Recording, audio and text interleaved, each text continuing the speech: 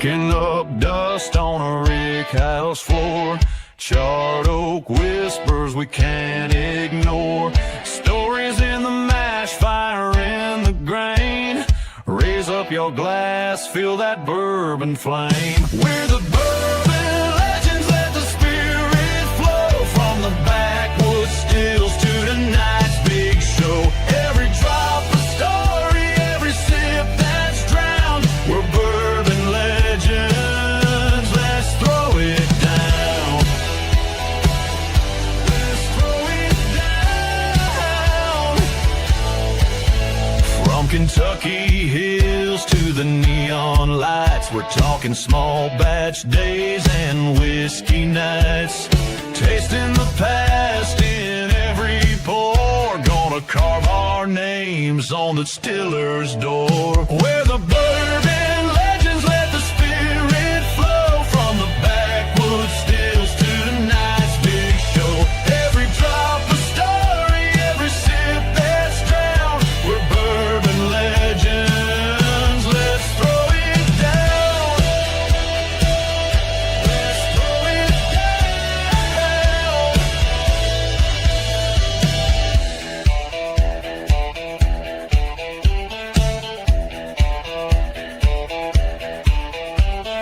Raise 'em high, feel the fire.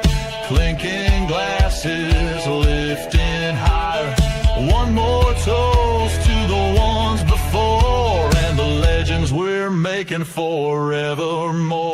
We're the bourbon legends, let the spirit flow. From the rick house walls to your front row. Every drop a story, every sip a crown. We're bourbon legends, come gather round.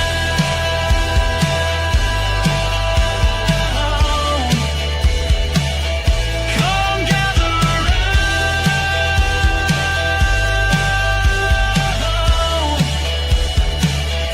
Come gather round.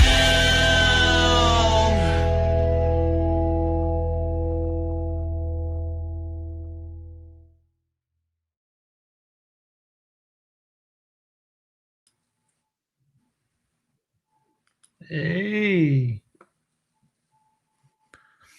All right. Will, you there? yeah, I'm here. I'm hanging out. All right. Well, here we go. Welcome, everybody. It's Roger Randall, and I've got my co-host. Chill, Will Rocco. We have lost the Bourbon Santa. We are now officially in, is this called a Santa alert mode? Is that what we want to call it? I mean, yeah, Santa alert, silver alert. I mean, those are the same thing, right? Well, Kind yeah, of, it's sort of. close. He's out. He went out wandering around on his own without the elves and without the reindeer. Yeah. And good, because you don't know where he is. So, folks, if you see him, let us know. Report it to the hotline. We've, we can do this. Me and Will have done this before. So we're gonna, Yeah, the whole month of December. we did it all in December, but Mhm. just not quite the same without the Santa being here. But Yeah. he'll show. Does hopefully it'll be later on. Maybe he'll pop on and be in his. Depending on what kind of night he had, he might put his full costume on again. Yeah, who knows? I doubt it. Probably not. I think he's kind of over that for a few months at least. So, Yeah. So have you had a good day today, Will? yeah, it's been a pretty good day. Busy as always, just glad to come home and have an exciting guest to talk to tonight and, sitting here enjoying a little bit of rye whiskey and hopefully I can learn something tonight. Yeah, I get the same feeling. I am a little familiar with our guest tonight from Dad Tat and some of the stuff he's done in the past. And again, it's a neat thing to see the resurgence of rye in Pennsylvania because that's the history of it. It's majority of the whiskey come from. But again, I'm gonna let our guest talk about that. We want to go through a couple of things real quick before we do that. So let me see if I can bring this up. So this talks of, we wanted to talk a little bit, remind everybody the Bourbon Trail is having a big push this year. They've reached a record of 68 stops with an addition of 10 new distillery experiences and tasting rooms. And again, when is the last time that you went to the Kentucky Bourbon Trail or the Well, Pit? Because there is yeah, one. the last time and first time for me was back in October, Yep. and I can't wait to go back again. Yeah, I'm looking forward to it. I think this year there's with a couple of things happening in Louisville. Uh, it's a really kind of expanding along there along Whiskey Row, and I think there's going to be a lot of very good things coming out of that city in the next year or so. Hopefully, we can weather all this storm with the reset on the whiskey and total spirits, and I think we're going to be okay. I think it's just it's a beautiful spot. There's a lot of things to go see. Even this time, go do it, and it's kind of fun.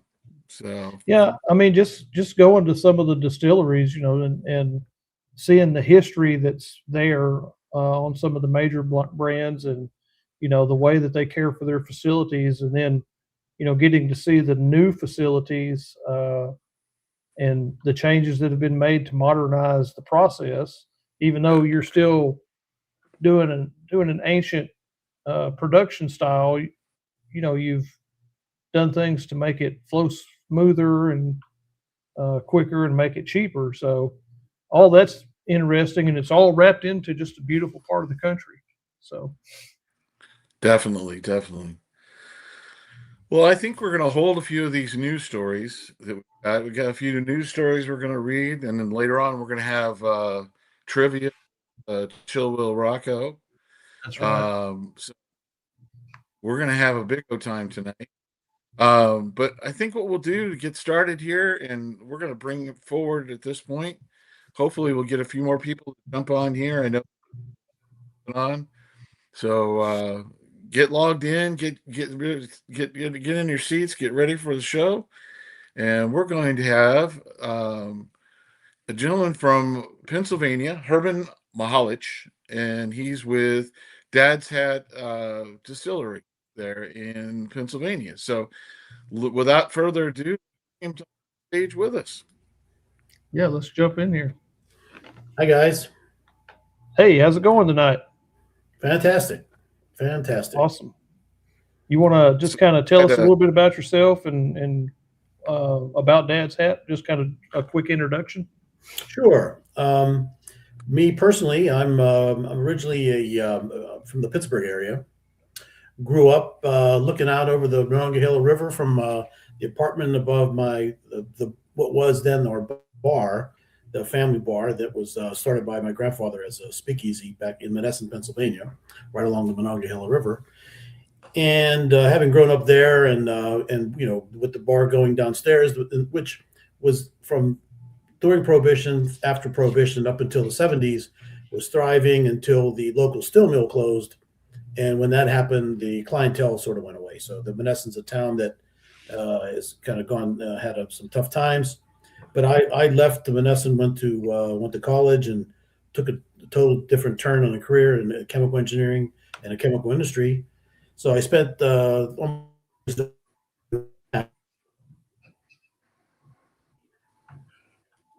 Uh-oh. Uh-oh. Having a little bit of technical difficulties there. They're Let's buffering. Well, let's see. While we're waiting. But you're just so you know, it's buffering a little bit. It might be your internet at home trying to get caught up with the spool. We're used to this. We've done this before. So, Yeah. Well, we'll get him back on here, folks. Yeah. And Well, Roger, do you want to jump back into a news story right quick, or while you wait to see when he gets back, or you want to give it a minute? let's just give it a second here. I was going to. Okay, let's see here. It's getting Well, mad while at you're Becky. doing that, here Am we I go. back yet? Go. Yeah, yeah, we got you. Nice. Yeah. Okay, sorry about that. No. Um, The, so I was talking about where we having grown up in the shadow of the Monongahela River, and with my grandfather as a rye whiskey guy. My grandfather actually drank rye whiskey as a young man from the Gibson Distillery, which was located right near our hometown. Um, that was 100 and some years ago, but he continued to enjoy rye whiskey until he died at the age of 95. And so and we always served it at the bar. So in 2006, there was an article in the New York Times that said that rye whiskey was making a comeback, and it caught my attention. And so at first, I talked with friends of mine, John Cooper, my business partner, and it was kind of a joke, yeah, we should bring rye whiskey back to Pennsylvania because nobody was making whiskey in Pennsylvania anymore. So we talked about it for a few years, and then we got serious about it in 2009. We did a deep dive on the technology side with what was then the Michigan State University Artisan Distillery Program, where we took the background. We did a lot of studying of what was practiced in Pennsylvania for a long time, making rye whiskey. As you know, the history dates back a long, long way. And in fact, just before Prohibition, there was something like 200 licensed distilleries making rye whiskey in Pennsylvania. So we dug into that history, and then we used the people at the opportunity at Michigan State to learn more about distilling. And we purchased our still and got up started in 2011. So we've been making Pennsylvania rye whiskey since 2011, and we are practicing that old school style, which is 80% grain, 20% malt, no corn, and sweet mash. And, Sorry So- about that. he- My cat attacked me. That's why I was all laid back in the chair. I had a cat hanging off the back of oh my no! shirt. Oh no! She's itching for attention right now, so I wasn't spazzing out over what you were saying. but no, our I don't think a lot of people on here are familiar. And again, I am familiar with it just because I've read the history. There was been several very good documentaries that talked about the Pennsylvania rye legacy. And I did know that when we talked to a lot of distillers in the past and back, for a long time, Pennsylvania was known for rye, the rye that was made, was grown in that state. And can you explain to folks a little bit what is the difference between Pennsylvania rye and say a rye? Well, I know the rye from Kentucky isn't from Kentucky; it's from up north, or a Maryland rye style. Well, the biggest difference, even with the brands that used to be Pennsylvania brands, like Old Overholt was a Pennsylvania brand, started by the Right. Overholtzer family, because a lot of the early distillers in Pennsylvania in the 1700s and even the late 1600s were Mennonite families, and that people don't think of Mennonites being associated with whiskey, but if you look at the brands like Old Overholt, that was the Overholtzers were a Mennonite family who started up, and they were rye grain was a grain they were familiar with, and was a grain that grew very easily in the Pennsylvania climate. So that's the grain they gravitated to, and that was the grain they were familiar with coming from Central Europe. They were coming from Switzerland and Germany. So that's what that flourished, and rye is again did very well. There was those hundreds of distilleries in Pennsylvania, including Old Overholt and the distillery that eventually became Michter's. Rittenhouse Rye was a Pennsylvania rye, and so there was a big tradition of using rye grain, and the tradition in Pennsylvania was always rye grain and malt, and very rarely corn, but mostly was and 15 to 20% malt was the usual content, because back in the old days, you had to have at least 15% or so of malt to have enough enzymes to convert your mash in the production process. Today, you can just buy enzymes. You can go 100% grain and just buy enzymes, and there's nothing wrong with that. But the old style was to use that much malt, and we think that has a very important impact on the flavor of our whiskey. And in addition to the fact that we get our rye grown locally, we have a great farm family we work with who grows our rye. In fact, they've been on the land there since 1716. Their original William Penn land grant family. The Mies family does a great job of making sure we get very high quality raw material. And on the malt side, after consulting with the folks at Michigan State, we use a 2-row malt, which is like a brewer's malt, something that would be used to make a good malt whiskey, instead of a 6-row malt, which are typically used by large distillers. So those 2-row malts are very flavorful, and we think that has a big impact on the whiskey we make. So we don't use corn; we use a sweet mash, not a sour mash, which is also traditional for Pennsylvania. And our aging is typically done in a temperature-controlled warehouse. It's not rick houses are not that typical in Pennsylvania. They were typically temperature-controlled warehouses. So those are all earmarks of what we do today. No, So go ahead, Roger. Sorry. No, I've seen the warehouse that you stored in, and I've seen some of those in some of your videos.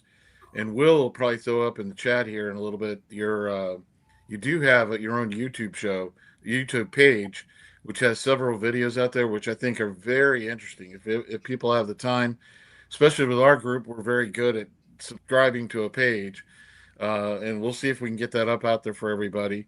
There's one video in particular that's really well done. It was actually it was produced by the local tourism group, Visit Bucks County. Bucks County is the county that we're in, and they actually is my neighbor. He lives right down the road over here. He's a videographer for National Geographic, Bob Christ.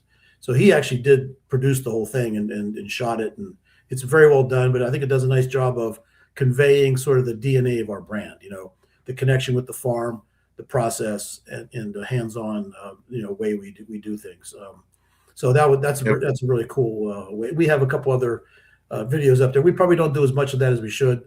We're not the slickest marketers out there, I would say, but we do more of that. We have it out there. Our ideas for our folks is, hey, go out and help them out by subscribing to it, and it'll boost your a little bit of ratings with the bourbon community, because they'll show that we're on it and go from there. So we'll get that out there sometime during the show. Yeah, it's particularly that one YouTube video by Visit Bucks County. That's really the best one. That really does a great job of encapsulating everything we do.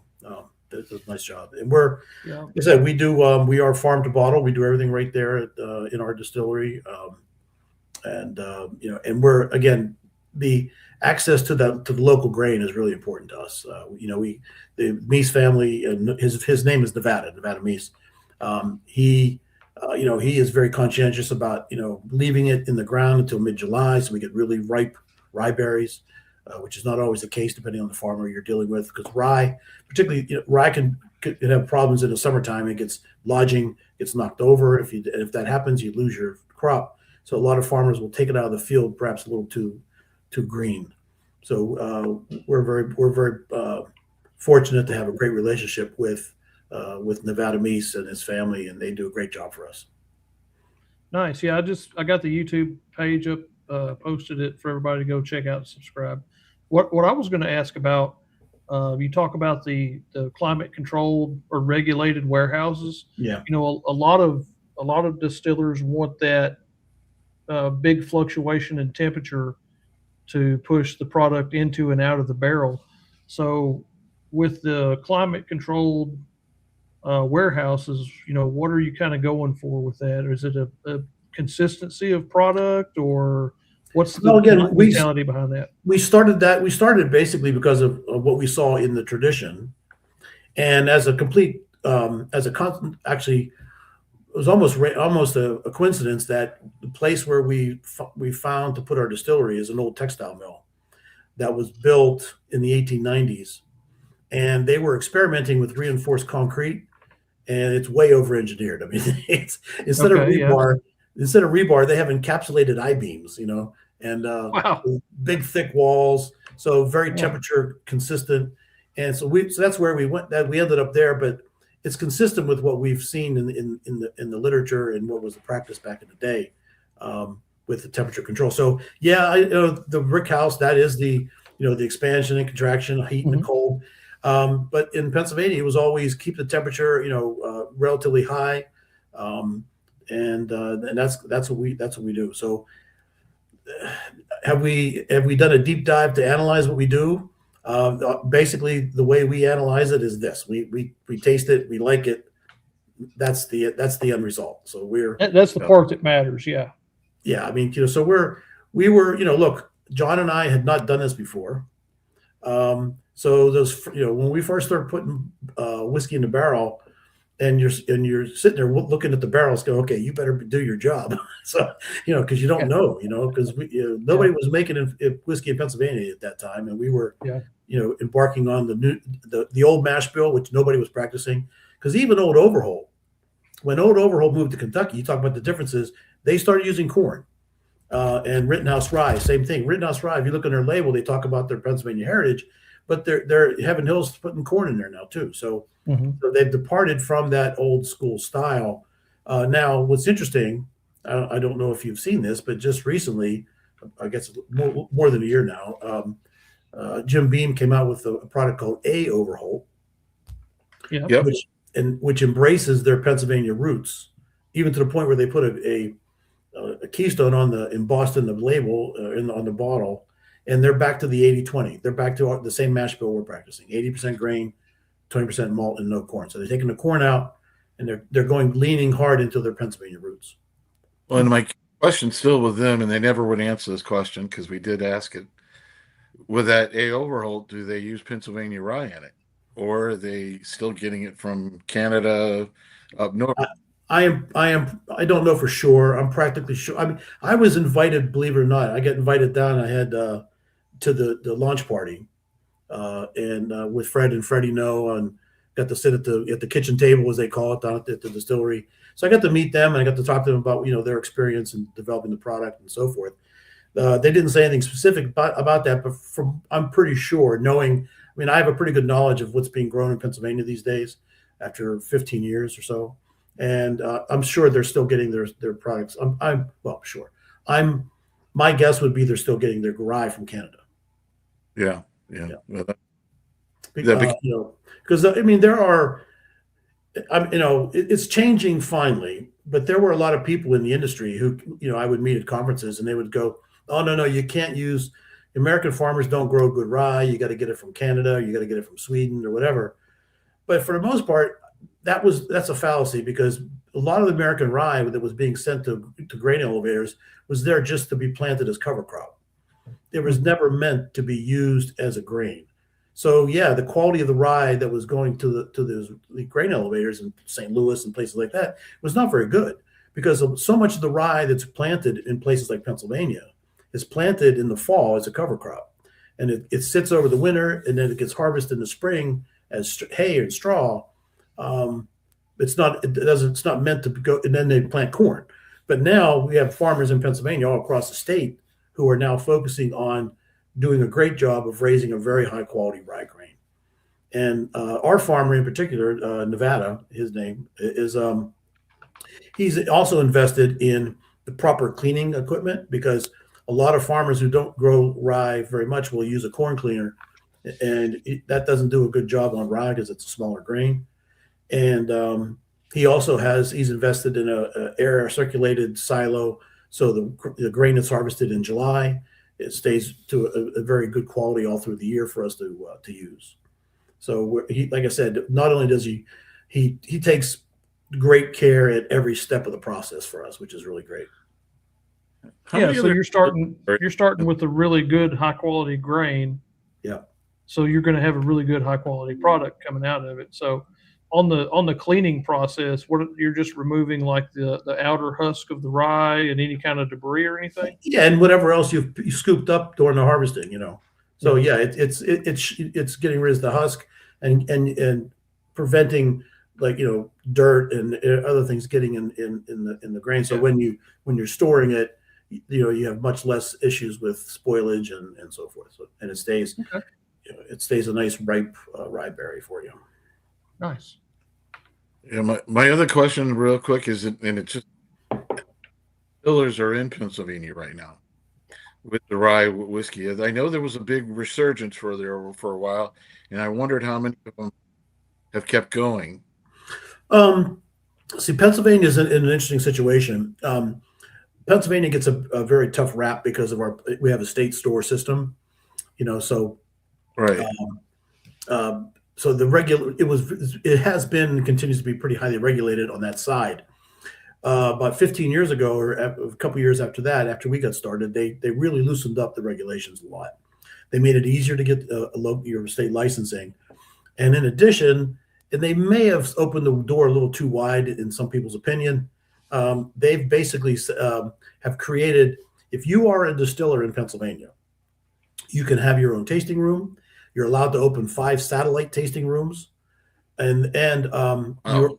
and as a Pennsylvania distiller, each one of those satellite rooms gives you the right to sell any alcohol made in Pennsylvania by the glass or by the serving. So you can buy. So if you go to our tasting room in Bristol on Mill Street, in Bristol, it's we can if you want a beer, we have great Pennsylvania beers for you to choose from. If you absolutely have to have a gin and tonic, Blue Coat Gins made in Philadelphia will make you a Blue Coat Gin and Tonic. So it's basically a bar license. So Okay. what's happened is, of the two, believe it or not, we were in Pennsylvania when we got our license in 2011. We were license number 4. Okay, the first one was Jacqueline's, who's been around since Prohibition. Then where there was a vodka company in Western Pennsylvania, and then the blue guys who started Blue Coat started, and then we started making whiskey, and so that we were number 4. Now there's something like 200 licensees. Wow. But the vast majority of these folks are not making their own juice. They're buying stuff from other people. They're NDP, so they're because they can bring those stuff in, they bottle it, and then they have a bar. Yeah. Okay. And it gives them the 5 location thing. Yeah. Yeah, I mean, and which is fine, but as long as everyone's clear about what people are doing, Yeah. For a while there, people were trying to kind of play with the sort of pretending that they're actually making their own juice, but in some cases they're adding value. I mean, like if in the case of if you're making a flavored rums and things like that, you're adding value to it. But just buying MGP juice and putting it in the bottle is Yeah.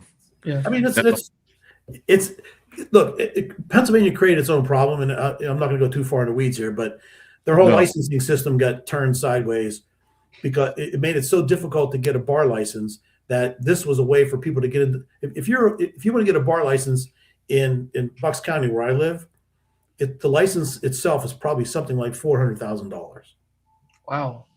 Wow. If you want to start a distillery, quote a distillery, and buy a non-producing distiller and buy your stuff in, it's $1,500 a year, and you can have a bar. Okay, if somebody comes in and says, Yeah. I absolutely have to have Johnny Walker Black, say sorry, you can't have that. But and now in Pennsylvania, the guys who are actually making this stuff, there's some guys doing, the Liberty Pole out in Western Pennsylvania does a nice job. Thistle Finch out in Lancaster County, Barrel 21 in State College, and ourselves as well, in Millstone, there's a couple other guys. There's a handful of guys in the state now making really good whiskeys. And so you can get a nice selection of whiskey and gins. I mean, there's a couple.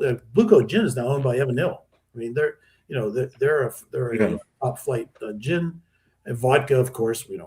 Vodka's vodka. As long as you put it in it and whatever. So, and Pennsylvania beer is great. So you could outfit yourself pretty well with just that Pennsylvania license now. Huh, that's very interesting. So I want to talk a little bit about your product, your Dad's Hat Rye. I've never personally tried any of it. So if I can get a bottle, what should I expect out of that? What's the, what flavors am I going to get out of that? How is it going to be different than, say, a Kentucky style rye? Well, I think the big point of difference with our rye is versus Kentucky, for example, the fact that to my knowledge, almost all of them use some bit of corn. So you're a little bit on the bourbon spectrum. Okay. Our rye, on the other side, you've got on the other side of the spectrum, you've got the 95% grain, 5% malt MGP stuff, which is, some people describe it as being kind of green and hay or pickle and things like that. Yeah. Well, we're kind of a different dimension from there, because not only are we using a really high quality rye, but we're using a very high quality malt. 15% of that is a 2-row malted barley. 5% is a malted rye. So, and in particular that malted barley, because it's a really it's a really high quality 2-row malt, brings a lot of fruitiness to the new make. So if you drink our new make, you get like this sort of tequila fruitiness to it, Hmm. and that comes from the malt. And so that maltiness is balanced against the dry spiciness that everyone associates with rye, and that grassiness and the dryness, that people associate with Mhm. rye. So we balance that out, even in our younger whiskeys, that fruitiness stands up. So I think that's really the biggest thing, because we still sell, the one you have on the screen there. That's our 4+ year old straight whiskey. That's 53-gallon barrels, anywhere between 4 and 7 years old, depending on the barrels that we select. And we also sell a 90 proof classic, which has whiskey that could be as young as a year old. But Really? Huh. yeah, and a lot of people, like yourselves, might give us crap about that. Let it age. But rye whiskey drinks really great young, and we take a lot of care. We have a pot still with a hybrid column, and which enables us to do a really careful cut on the spirit coming off the still. So the spirit going into the barrels, particularly for the younger aging in 15-gallon barrels, we take a cleaner cut off the still. So we capture that fruitiness, but we sort of back off the kind of funkiness that Yeah. we use the funkiness for the straight whiskey because it's going to age for longer. But for the 15s and the younger whiskey, we clean it up a little bit. So that fruitiness sort of stands up, but you still get enough spice, and the barrel impact is more caramel and less vanilla, because vanilla takes longer to pull out of the wood. So you get like you get like a salted caramel in our younger whiskey, because the caramel comes up, but you don't get those deeper coconut and vanilla flavors that come later Yeah. in the straight whiskey, like the one you have So shown. you're saying like a fruitiness. So I mean, like apple notes or like berry notes or. It's most in the younger whiskey. It's more like apple. You get Okay. that. Yeah. Yep. So that sounds really good. A caramel apple sounds great. Yeah, I mean that's to a lot me. of people describe our 90 proof classic that way. It's like a caramel apple. So you don't But have then Yeah. aging the into depth of 15. flavor that Yeah, you go get. ahead. You don't have the depth of flavor you get in the older whiskey, but Mhm. it's delicious on its own. I mean, and it drinks really well. And here's another, breaking another taboo. Buy that young whiskey in the summertime. You'll find me on my back deck out there, that on the rocks, okay, on a hot summer day. It's got that. It's bright. It's that apple sort of brightens it up. Mhm. It's almost refreshing. And we have a practice we do sometime at the distillery, is we have a big blending tank, and there's a spigot off the blending tank on the side of the tank, and we'll at the end of the day we'll get a bag of ice and smash it up and make snow cones. So we'll make rye whiskey snow cones. That sounds like a lot of fun. Yeah. Yeah. Well, I know I was watching one of your videos earlier. It inspired me to um, make a whiskey sour with the rye whiskey. Your three components, simple syrup, a whole lemon, and a Yep. rye. It sounds really good, and I think that's a cool thing about your bar. Having that bar, you're able to show the people when they come in the various expressions they can use that not bourbon whiskey for. You can use it for your mixed drinks. You can use it on the rocks. You can use it neat. Um, and again, my preferred I had when I've had it before was the 100 proof bottled and bond. I really enjoyed that a lot. Yep, that one right there. And we changed the label. We do a slightly different approach on our ball and bond. Um, just to back up a little bit, the bottle you're showing there are straight in our 90 proof classic. We do a blending strategy which enables us to maintain a consistent style. As a little guy, that's a big challenge. So we have these 6,000-liter tanks that are roughly half full all the time. So we'll take for the 90 proof classic, we'll put the younger barrels in there, but we never let that level go down much below halfway, so that we'll bottle. And every time we bottle, we take about 10 or 12 inches out of the tank. Then we put more barrels back in, and those barrels that are going back in are blending with what we bottled last time. Mhm. So when you buy a bottle of our rye whiskey or 90 proof or 95 straight, this you buy one this month, you buy one next month. Now over the years, we've continued to improve it, and as we get better at our craft, but we um, we don't want you to be shocked month by month that you're going to get something radically different. So that, but Ball and Bond, what we do is every year we go up into the warehouse and we pick out barrels that we think are distinctive, that are a little different than what's in the tank, and we segregate those out. And so year by year, when we do our Ball and Bond, that we have a release, it'll have a distinctive flavor profile, like the one I just hold up. That was 2024. We called that. So you guys might not get this. There's a snack cake out here in Philadelphia called a butterscotch crimpet. So it's a like a Twinkie type thing made with butterscotch. So this one we called that butterscotch crimpets on steroids. There's and, that Sounds good. yeah. So we did one in the past. We did was a walk through my Nana's apple orchard because it smelled like ripe apples on the ground kind of thing. So. Mhm. In fact, next week we're going to be upstairs where we have two 5,000 square foot sections of our distillery. The main section where the production takes place. Then we have another 5,000 square feet that's just barrels. It's upstairs in the big building. So we'll be up there tasting barrels, looking for the 2026 Ball and Bond. So Yeah, on that, how many barrels do you normally select for that, for your bottled and bonds? We've done well. It's been growing over the years. I think last year we did about a dozen barrels. Again, as we grow and as the demand grows, we'll and again, we need to find the one we really do want them to be distinctive. We want people to taste that and go, oh yeah, that's definitely different than what there's nothing wrong with the green label straight you see there. It's delicious. But this is kind of a fun. It's a way for us to have some fun. The one we did that was Nana's apple orchard. I think that was 2022, and that was we invited a whiskey club from Bethlehem, Pennsylvania. They brought 24 people down in a bus, and they helped us taste through. And one guy said, "Yeah, that smells like apples on the ground." And that was everybody sort of nodded their heads, and that's where we came up with that. Yeah. We had. Do you guys know who Lou Bryson is? I'm not familiar, no. Lou Bryson, check him out. He's got some great books. He just published a new book. He used to be an editor at Whiskey Advocate magazine. He's written a couple of really great whiskey books. He stopped in.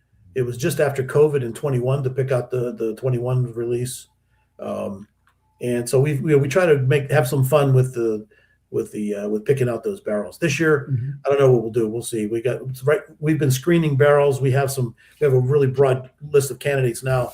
So we've got to go upstairs and taste through some more and decide which ones we're going to pick. Sounds like an exciting time. It's fun. Roger, what you got next? Well, one of the things I'll go back to, and I always thought it was kind of fun, is there's a great video that they have out there, and I keep mentioning their YouTube channel, so guys, go out and subscribe to their YouTube channel. Well, we don't really have a YouTube channel. We just have to look us up on YouTube. So, well, it's out there. There's 26 videos that are grouped together, believe it or not. oh, cool. Okay. So you just subscribe to it, and you'll be able to look at all the videos. But the one is explaining the name Dad's Hat, which I thought was very fun and interesting. Well, if you look back over my shoulder back there, you'll see there's a whole rack of hats back there. That's what I was thinking. I thought you'd have that hat close by. So yeah, let me get one.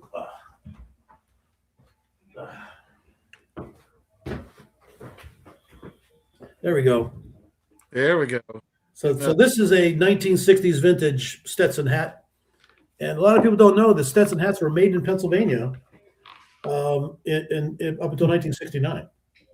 In Philadelphia, in fact. So yeah, I mean, because as you can see, I don't have any hair on top, so I wear these hats a lot. And when we were working with the marketing company, they were looking for some themes to use for our branding, because the name of the company is Mountain Laurel Spirits, because we had to have a name. Mountain Laurel is the state flower of Pennsylvania, so we just picked that. But the company Signature Communications, the people we work with, they they worked with us to develop a brand that would be more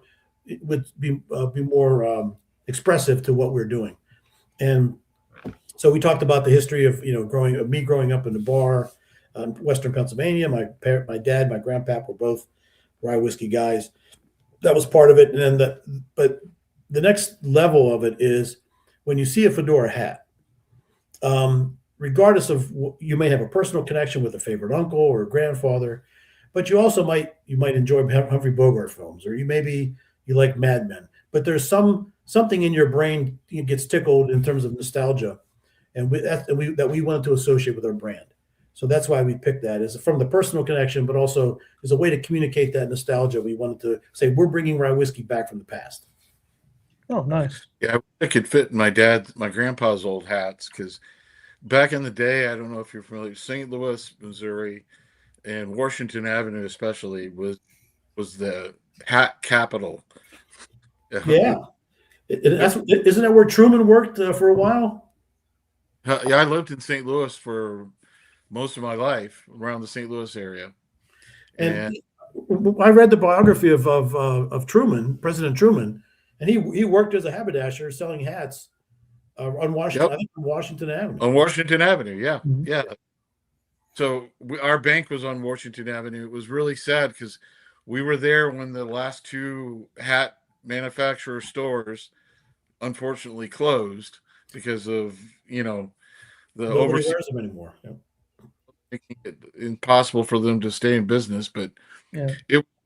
because when you went down that road, every building had the old big signs on the sides of the building with hats and things like that. And that's why whenever I first saw your whiskey, it always reminded me of Washington Avenue and all that, and kind of that. And that's kind of the psychological thing that the marketing guys, that we work with. That's the thing. Looking for, if that's your memory. Yeah, it is. We've had people, and we had a woman one time actually tear up because her grandfather used to wear these kind of hats, and her memory of him was not only with the hats, but when they would go to have family functions, when she was like, but let's say like an 8-year-old or 10-year-old little girl, he would be drinking a Manhattan, and he would pull the cherry out and slip it to her, behind everyone's back, and that was her memory of her grandfather, and she got all emotional. She was like, because that was a very deep attachment for her, and the hat and the Manhattan together was like, it was like just hit her big time, Yeah. Well, it always promotes to me class. It's just a classy type of thing. And Roger, I'm going to take some questions from the comments. We've got several people that have asked questions from reviewer comments. So Sure. T76 wants to know, do you have any collaboration projects in the work? Yes, we've that's interesting you mentioned that, because we had one a couple years ago with our distributor in New York. That was a single barrel selection we made with them. We did a collaboration recently with Liberty Pole Spirits, where they contributed. Liberty Pole out in Western Pennsylvania, they're making obviously Pennsylvania rye as well. So what we did is we picked 3 barrels. They picked 3 barrels. We exchanged samples, and we each independently tasted the 9 combinations, and we both picked the same combination of 2 barrels. So that's basically, we have a few. I think they sold out their half. We have a few left on our online store, which we sell in PA. But that was a Liberty Pole Dad's Hat 2-barrel combination collaboration. We have another one that's coming out very soon, and this is a bit of an early. I'm not sure if the guys in New York and we're working on a new project. It's going to be out. We're bottling it next week. We took a 7-year-old barrel of whiskey, or actually several, and they have a great relationship with a sherry producer in Spain. So they got us this huge sherry butt that we finished aged whiskey in, and so it's going to be a Oloroso sherry finished rye. which will Oh, be wow. available through our distributor in New York, and PM Spirits in a couple of weeks. That sounds good. exciting. That sounds really. Yeah. It's unusual because we've been taste testing it, and like my business partner John Cooper, he loves scotches. He has a very big Scotch collection, and so for him, this is kind of familiar territory with that Oloroso finish. Some of our sort of right down the middle of the road rye whiskey guys, they taste it and they're like, whoa, what's that? It's a curveball for them. I'm kind of on the fence. I like it, but it is definitely a kind of left turn for us because we've done some other barrel finishes. We have, to my knowledge, the only whiskey, certainly rye whiskey, aged in used sweet vermouth barrels. We also do a port finish, which is a lot of people do. But this is kind of a left turn for us, and it's interesting because it's a really they got this sherry cask from a very reputable source in Spain, had it shipped directly to us, and so we'll see how this goes. This will be the first time we're doing this, and those butts are big, so it's like it's two barrels together in two 53s. Actually, there's three 53s in there total. So we that's coming out next week. So the next question from the comments, that Real Shy wants to know what variety of grain do y'all use? What variety of rye? If you can talk We about primarily that. use a variety called Danko, which has its origins in Poland. One of the things that I worked on early on and still continue to work on with some other people in the state is when I was doing my early research, there was a lot of talk about a variety of rye that was used back in mostly post-prohibition up until the 40s and 50s, and it's kind of bled into the 60s, I guess. But it was called Rosen rye, which coincidentally was introduced by a student at Michigan State University who brought it from Russia in 1909. So there was a lot of literature about it, and we couldn't find it. So the Michigan State people told me if they wanted to get some, I could contact the U.S. Department of Agriculture. So we got 5 grams of seed that got planted at Penn State, and then we did another project at Delaware Valley University, which is an agricultural school close to where we are here in the eastern part of the state. So those two projects kind of grew up separately now. We're starting from 5 grams, which is fits in the palm of your hand. We now have tens of acres growing across the state. A couple of the distillers in the state, Stolen Wolf is one of them. They've made a product that they're already selling. We sold some last year. We got stuff in barrels that we want to age a little longer, and it definitely has a different flavor profile than the Danko. So it's kind of fun to play with that. I was responsible for bringing back that heirloom grain first to Penn State and then to Del Valle University, which is now being grown in several farms across the state. Yeah, I think that's really interesting, bringing back heirloom grains and preserving that heritage and history. I really like that. Yeah, we're really fortunate that in addition to, again, the quality of the grain we get is fantastic from the farm. I mean, they're very conscientious, and that's where we're growing our rye too. We haven't made as much whiskey because we were trying to pour as much of the grain back into the ground to keep expanding the production. Okay, yeah. So going forward, we're going to have a lot more to work with because we held back on using it for whiskey, and now so we can plant it and increase the acreage. Yeah. And one more from the comments, Roger, if you don't mind. Yeah. Tracy Silly Yorkie would like to know if you do any hazmat. What's your highest proof product? The highest proof product we've ever was 136, so we didn't quite hit 140. We've done some that was a single barrel. We've done a couple single barrels in the 130s. We haven't hit 140 yet. And we go in the barrel. We go back and forth. Sometimes we go in at 120, sometimes 110. But the 120s and upstairs it stays pretty warm up there, and even downstairs because the downstairs we keep a few of our barrels downstairs in the distillery, and they do see a lot of the fluctuation because in the summertime, when we're running, it could be 100 degrees in there, So, some of those barrels have, they've gone up to after 5, 6, 7 years, they've hit that higher level. Okay. Roger, what So you got? what's your annual barrel production right now? Right now, how many barrels are you producing a year? Well, right now we kind of slowed down over the holidays, and we're kind of taking our good old time getting back up again. We had a boiler problem, so we're just getting back started again. But if I were to say, let me see, three, about we do like 20 to 30 barrels a month, something like that. We're not Okay. huge, but No, that's great. We've got a lot of our distillers are kind of all over the place. Our show mainly focuses on a lot of the smaller producers, and we've had some that are up to 12, 1,300 barrels a year, but they've been doing it 17, 18 years, and they a couple of them have jumped to column stills and pot and column stills and the combination.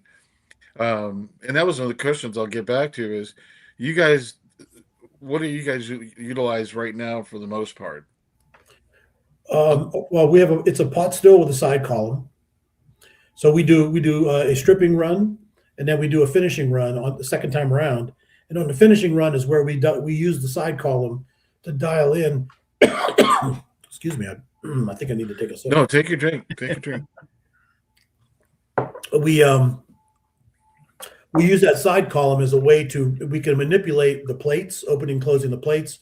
We could also vary the amount of water going to the condenser, and by doing that, we can dial in the flavor profile that we want coming right off the still. So it's not a pure alembic pot still, but we do the first one as an alembic stripping, and then we do a second run where we can dial in the flavor that we're looking for coming off the still. We have a Carl still. That's the still we were familiar with. That was the still that was used at Michigan State. It's a German pot still and pot hybrid. Okay. Yeah, you keep mentioning Michigan State, and you're hurting me a little bit. I'm a Michigan person, so Roger, you weren't going to bring that up. You weren't going to bring that up. I told him before the show started, don't do it. Well, the Michigan State thing was interesting because they started that program with the Michigan Department of Agriculture to get Michigan farmers to develop value-added products for mostly their fruit. So you have like apple and cherry guys there. So they're trying to make apple brandy and Kirschwasser and stuff like that. Now, as a Michigan person, I know one thing I will, credit for is the agricultural side of that university, bar none, is probably one of the better programs and has a lot of really good programs that deal with that, especially with that state with trying to help out with the production, like you said, apples, cherry. Yeah, I find they've reached out and you utilized them in Pennsylvania, and there's a few others.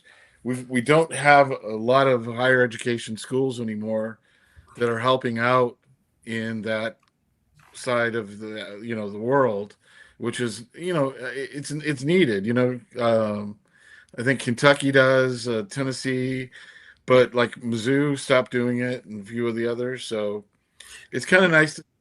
We tried to get Drexel University interested. We thought they would, because the Drexel University engineering program is excellent. In fact, the distiller that works with me, I hired him 10 years ago out of Drexel. He's a chemical engineer, master's chemical engineer from Drexel, and they were kind of toying with the idea. And I'm going to forget which one. There's another school in Pennsylvania that's trying to get something started that way, but they're taking a more holistic look to it. It's like the business side and the whole kind of all the dimensions to it, not so much a deep dive on the technical side, on the distilling side specifically. And what was helpful at Michigan State is that we had a guy there who was very familiar with the yeast selection. So we have a really excellent yeast that we use. It's an old Red Star whiskey yeast. They helped us a lot that way. I mean, I'm a chemical engineer by training. So, in fact, my 8th grade science project was a still. I still have my grandpa and my daddy's my grandpa and my dad's old copper still. It's at the distillery, and believe it or not, it has a federal registration number. I actually registered it just for fun. And the registration number I gave it was my old home address where my grandpa used to make. We had a pear tree in the backyard. He used to make pear brandy with it. So yeah, That's cool. I had some hands-on experience early on. So. Yeah, Craig, who's normally our host, but kind of he's still lost out there, guys. So just so you know, we still have alert hotline going. If you see Santa, let us know where he's at, because he's out running around. But he might or might not have. He makes what we call donuts in the state of Arkansas now. We call it donut making, but he's got a couple of elaborate donut makers. No, yeah. And it's fun to watch because he's into it for more of just the fun of learning how to do it and learning all the different pieces. So sure, maybe be asking him a lot more technical questions about those things, but he does enjoy it. I appreciate you giving us more information on that, because he'll enjoy that part of the show. Yeah. You've got everybody worried about where Craig is now. I mean, everybody in the comments is like, Craig, where's Craig? Yeah, I don't know. They didn't know he was gone until you brought it up. He's wandering around Arkansas somewhere, and you know what? There could be all kinds of problems. He doesn't have the elves and the reindeer with him, so we know that's no good. So I've got a question, Roger, that I'm gonna throw out here for Herman. So early on, when you started the distillery and started this process, what were some of the biggest obstacles that you faced, and how did you overcome those obstacles? I mean, globally on the business side or the technical side? Either way, whichever you'd like to delve into. Well, I mean, the biggest thing is with whiskey is cash. I mean, from the business side. I mean, you put money in a barrel and you wait, and that's kind of scary. And it's still a challenge today. It really is. I mean, you guys know what's going on in the industry. It's kind of rough sledding out there these days. And the other thing is, for us, getting past, bourbon has become such a, broadly accepted American spirit that, explaining to people the history of rye whiskey and, the background in Pennsylvania whiskey in particular, that's always been a challenge. I mean, I still get people, I'll have like one of my distributors, I'm not going to say which one, but they, they'll come back to me and go, so, they'll start calling it bourbon. I'm like, no, it's not bourbon. It's rye. It's totally different. Yeah. So it's, so that's part of it is the educational part of it. We don't have that's why, there were a couple of the distillers in Pennsylvania who actually got their nose out of joint when the A Overholt product came out, because it really does embrace the Pennsylvania thing. They got a keystone on it.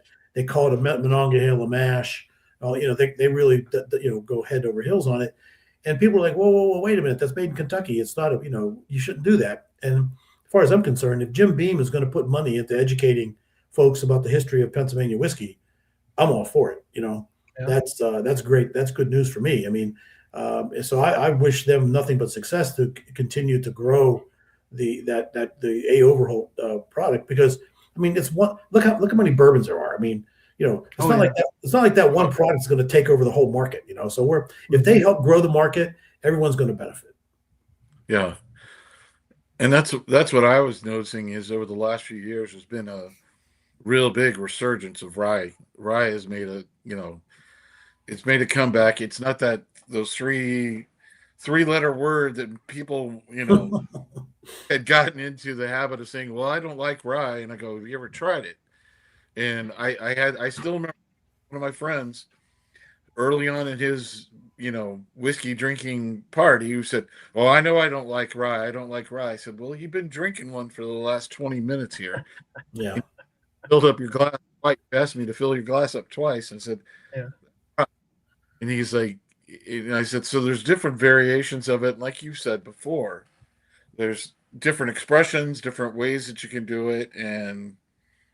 But one of the more frustrating things I remember is we don't really do much of the tasting competitions anymore. There's so many of them, and it's you can't even keep up. And so we did the San Francisco one several years ago, and they send you the comments back from the tasters, right? And one of them said, "This doesn't taste like rye whiskey." I mean, that's like saying that you taste an Islay malt and say it's not Scotch because it doesn't taste like your Johnny Walker. I mean, Right. not rye whiskey is a broad category, and there's people who express it different ways.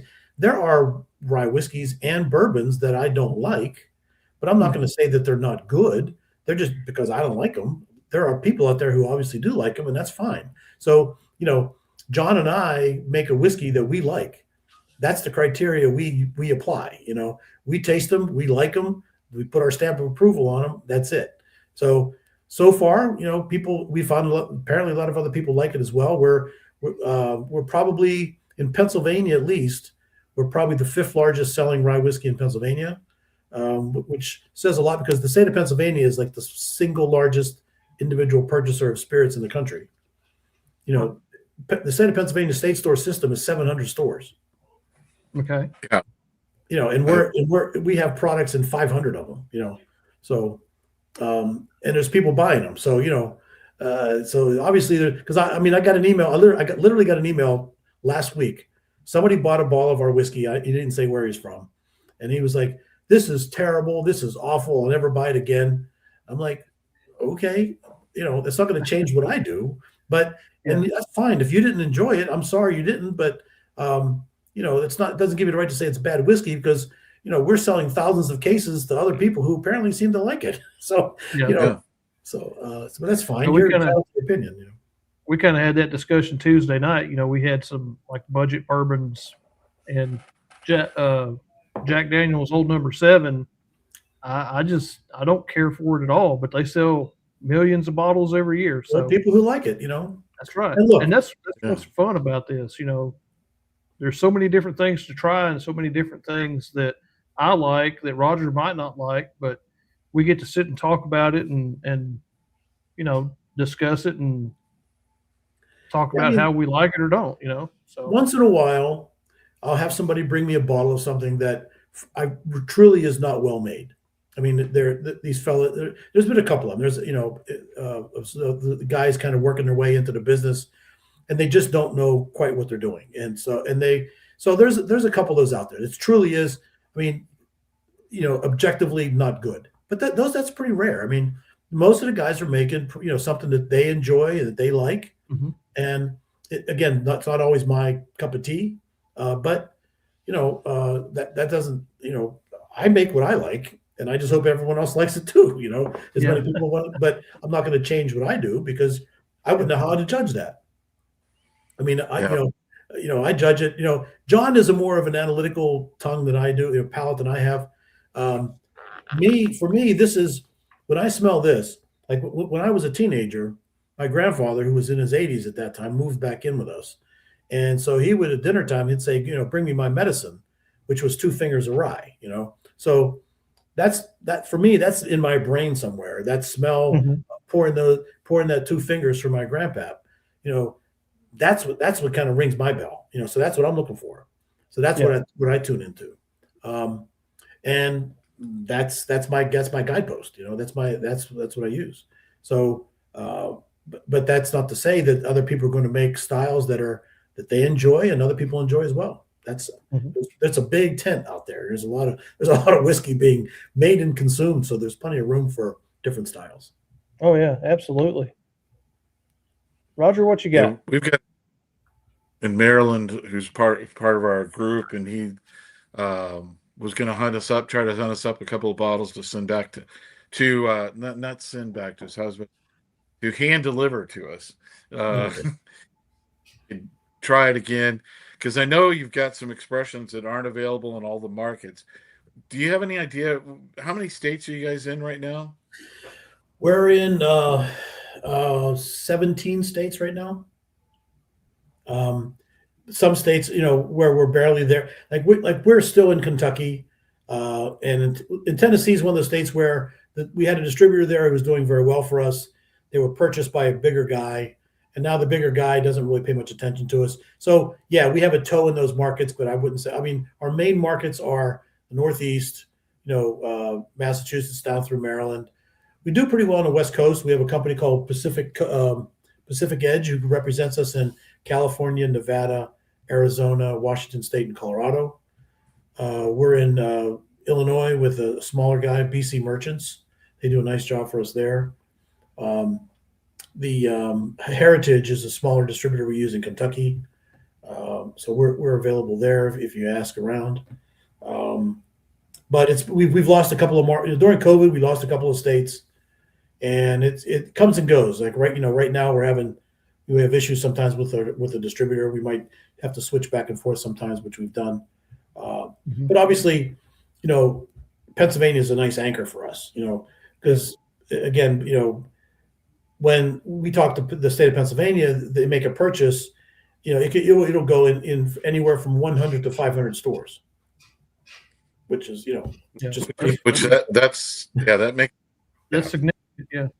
So I'm just and they, looking at the website, and I'm just looking at the website, the distributors there, and it says you're in Arizona, Arkansas, which we talked about that a little bit earlier in the show. Yeah, we got to take those down because that's an old piece of. We're not with the Arkansas anymore. We got to update that website.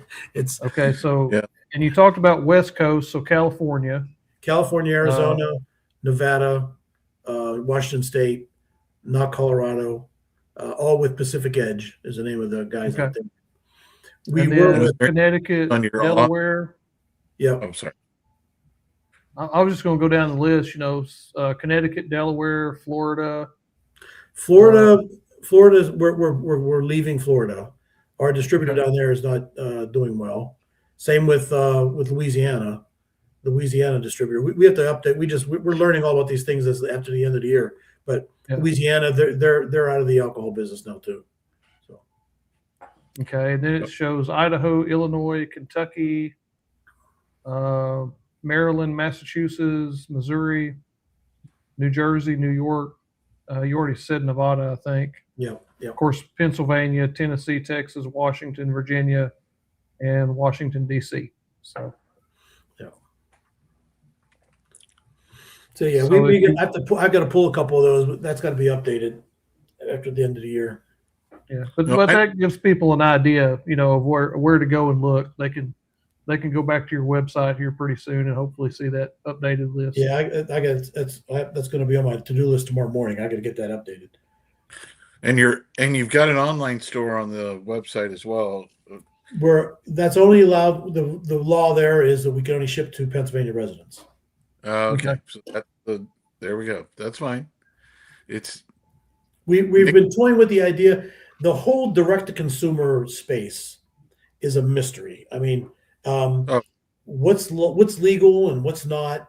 I'm trying to get some of the people in the trade, like the Distilled Spirits Council, to do a white paper to explain to everybody. There's a couple of companies that are taking a shot at trying to explain things because there are people doing things that, I mean, I'm not comfortable doing with direct. We had a company in California telling us, "Oh yeah, we'll set up your website and we'll handle everything." And so we started asking questions. I said, "Are you shipping to Pennsylvania?" They said, "Oh yeah, we have customers. We're shipping to Pennsylvania." I said, "Well, you're breaking the law because I know for sure that direct shipment out of the state into the state of Pennsylvania is illegal." "Oh no, it's fine." I'm like, "Okay, no, it's not." Okay, so if you lose your license, that's one thing, but if I lose my license, that's really bad. Yeah. So we haven't been willing to take that risk. But we're looking at that because it's starting to loosen up, and it's becoming more defined. And there are some responsible players now trying to occupy the space. So Yeah. I know that with on the wine side, there was a group called Free the Grapes who were, campaigning for the wineries so they could do more direct to consumer shipping, things like that. It had loosened up a little bit. When you mentioned pandemic, it started to loosen up a little bit during the pandemic a little bit, but then things. The wholesale organization, the trade organization, has extremely powerful hold on the industry these days. Yeah. One of the things that's changed a lot in the past 15 years with us is when we first started 15 years ago, there were more smaller, mid-sized distiller or distributors out there who have, particularly during COVID, a lot of them got gobbled up by bigger companies. And so for a guy like us, we become a small fish in a big pond, and it becomes difficult to get the attention from your distillers. And those guys, they are they have a quite strong influence on how the way the industry is regulated. They like to throw up these warning signs. They say, well, if you go direct to consumers, there's going to be, 15-year-old kids, drunk in the streets because they're ordering it directly. And that's just crazy. I mean, Yeah. Yeah. if these kids don't, they could just raid their dad's closet, I mean, there's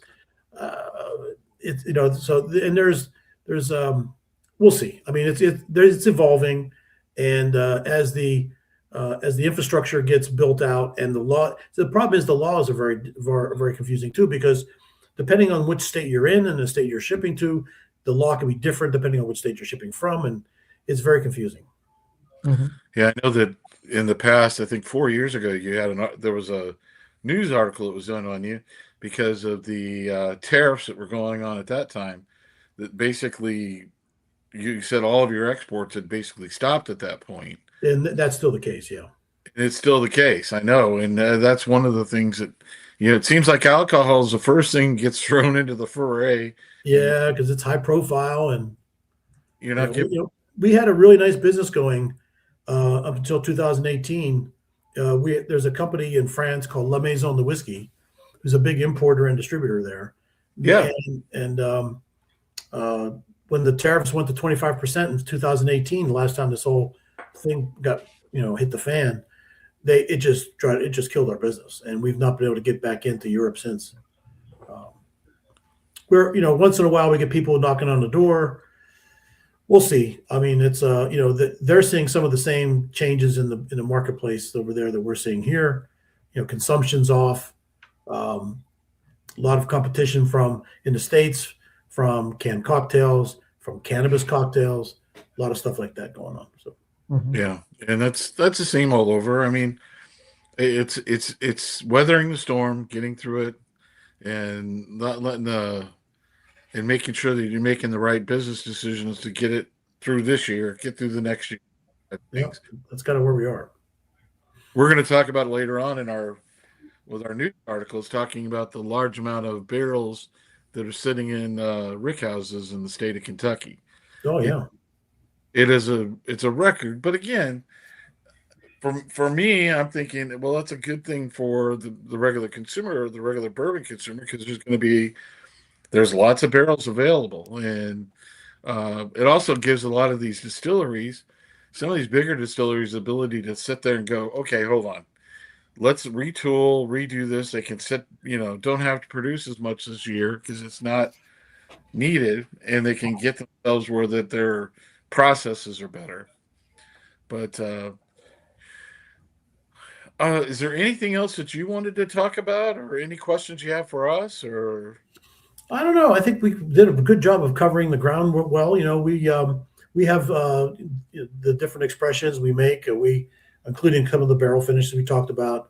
One of my little pet projects, which I kind of enjoy doing, we only sell it at the distillery and in Pennsylvania limited, is apple brandy. Yeah. I think a good apple brandy is an underappreciated spirit, and we have a great right up the road here. My neighbor up here is an orchard called Manoff's, and Gary and his wife Amy, they been growing apples up there for I think like 20 some years now. They bought that orchard that was from way back. So and they've been with one of the things they've instituted. There's a lot of American ciders are made with eating apples, and they do make some of their cider with eating apples, but they've also been cultivating for years now cider apples, kind of used in France and in the UK. And their ciders are excellent. So they came to us and asked if we wanted to distill some of their cider, and the results have been really fun. It makes a really great product. So we're we haven't gone much with that. It's hard to get people excited about apple brandy. Um, besides Laird's, there really aren't too many people out there doing much with it. So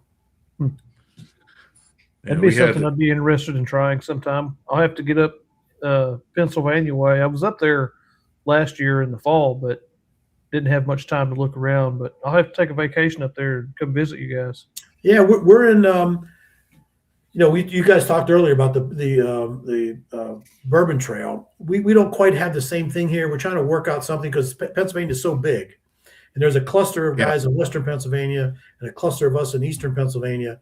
And to make a trail out of that, it's a 300-mile distance. So it's not really a trail. That's more like the Oregon Trail. Trek. Yes, it's trek. So, but yeah, there's we're trying to divide it up into areas. But if you go on the Pennsylvania Distillers Guild has a website where we're trying to populate more information about how visiting the distilleries here.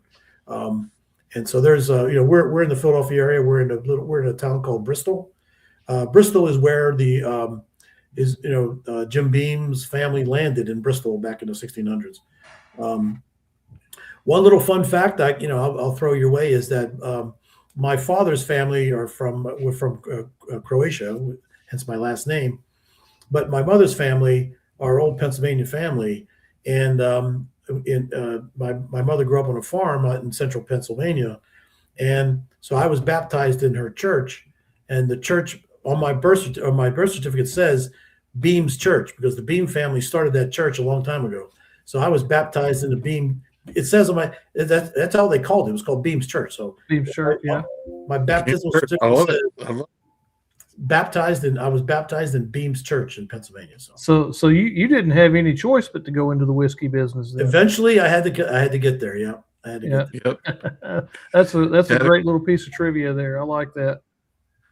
Yeah, I've been in your area, and when I was working for back in my working days for the bank, and it's beautiful. I loved it, and I think it was before I was really into whiskey at the time. I was more of a wine person, but it was just a beautiful area there. I've got friends that live there in Pittsburgh, and about 2 or 3 live in Philadelphia. So I'm gonna have to hit up my source.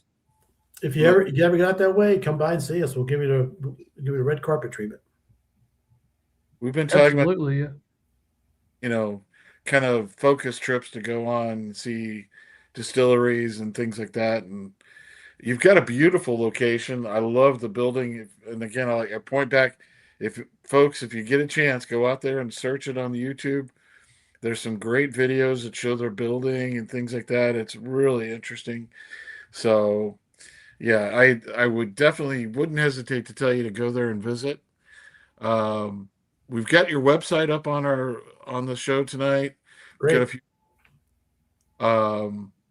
if you have if anybody has any questions, they can always let us know, and we'll put them in touch with you guys. And if anyone wants to reach out to us, if you go on our website, there's an info at you go to the contact page, and if you send basically those emails come to my desk. So I'll me or John will see that stuff as it comes in. That's perfect. Looking forward to laying my hands on a couple more bottles of it. If I can get Mr. Bortner, he's in Maryland. He's a law enforcement officer over there in Maryland. He's going to try to get us a couple of bottles. I'd like to go back and get the bottle and bond. Got some older expressions on that. But, yeah, the bottle and bond it's going to be hard to find. There's a few left in the stores. We're sold out at our place. There's some in the stores in Pennsylvania right now, but I think that's about it for bottle and bond. You might get there might be some older expression of the bottle and bond on Seal, the Sealbach site. Yeah. Try Sealbox. They have a single barrel, and they might have some of the older expressions of the bottle and bond there too. Well, they're good barrels. We got another look. So, well, we very much appreciate your time tonight, Herman. And it was fun talking to you guys. It was really good to meet you. It's been a lot of fun. Great meeting you too. We'll keep in touch. Excuse me. Sounds like you need a drink. Yeah. Yeah. Cheers, everyone. Hey guys. the word. So Look forward to seeing you again soon sometime. definitely, we'll be in touch. All right. Thank you. Have a Hey, good guys. Thank you. Good night. Good Good night. night. Well, Will, that was fun. Yeah, I think that was a great time. Learned a lot of interesting things about Pennsylvania rye that I didn't know anything at all about. That's the whole idea about this show. I mean, and that was the fourth that was distilling in the state after anew, and basically in 2011. So learned a lot about it. Go out there, take a look at their site. Yep. If there's any questions on it, let me know. Let us know. We're going to go on and get with a few news stories, and we're going to get with the trivia with Chilwell Rocco. But one of the things that's come out, and I know this is a bottle that all of us are going to have in our collections. You know, what I can't even say. Well, I'm speechless. Will, do you mind explaining what this bottle is? Well, this bottle is unobtainable, is what this bottle is. I mean, if you really Okay. want to know the truth. But so the press release, Eagle Rare 30. Okay, so it's matured for an astonishing 30 years. So that tells you that if it is all 30-year-old juice, there's not a whole lot of it left, right? So No, in a barrel. Oh. no, there's not going to be much at all left in that barrel. But it's 101. Says likely to be more exclusive than both the 25-year Eagle Rare and the OFC. So if you ever do see this, you're talking about tens of thousands of dollars, not just thousands of dollars. So,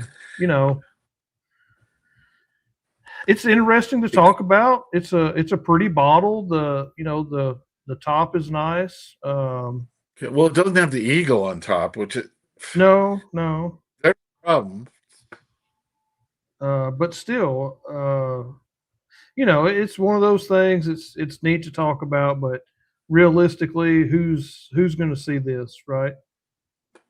I don't think any of us ever will. Well, apparently, Tom Matt Black is going to be doing a giveaway on it. He says, "Oh no," he says we're going to do a giveaway on it for an Eagle Rare 30 bottle. Well, yeah, I've got a Sharpie marker here. Let me get this Sharpie marker right here. And there's a bottle of Eagle Rare around here somewhere that I can write 30 on, and we can give that away maybe at some point. That's the closest we're going to get to it. We don't see 12. We're not going to see 30. Yeah. Hey, but it's not as exclusive as the Toasted Cherry Eagle Rares that only a few people have. So exactly. There'll be another batch of that. Maybe. I don't know. It depends on if we ever find Craig again. I don't know. Lost and wandering around out there, folks. So just be careful when you go out on your front porch tonight or in the morning. And if he's laying on your front porch, don't trip on him. Just wrap him up, send him as a COD package back to us, and we'll take him. That's right. Well, here's one I can tell you. We couldn't find a lot of news for this week, but I can guarantee you that we're going to find news on a release of a Garrison Brothers bottle. It seems like that they're always got some sort of release, and this is actually a Garrison Brothers bottle and bond. It says the bourbon was distilled in the fall of 2019, aged 6 years in the Texas Hill Country. Yeah, climate known for extreme heat swings and accelerate maturation and deepen flavor. Boy, that's, I don't know, oaky. Yeah, there should be a little oak on there after 6 years, Mm-hmm. So it's going to be a 6-year, 100 proof. It's oaky with smoky notes, with notes of tobacco, leather, and campfire kindling. Does anybody doubt that it has all those flavors to it? Put it in your comments, because I don't think it does. You want to give off that palate though? Yeah, it's toasted oak, heavy wood sugars, probably from sitting in the barrel 6 years in Texas. Earthy and deep with hints akin to maple syrup and homemade root beer. So that sounds pretty decent, really. Yeah.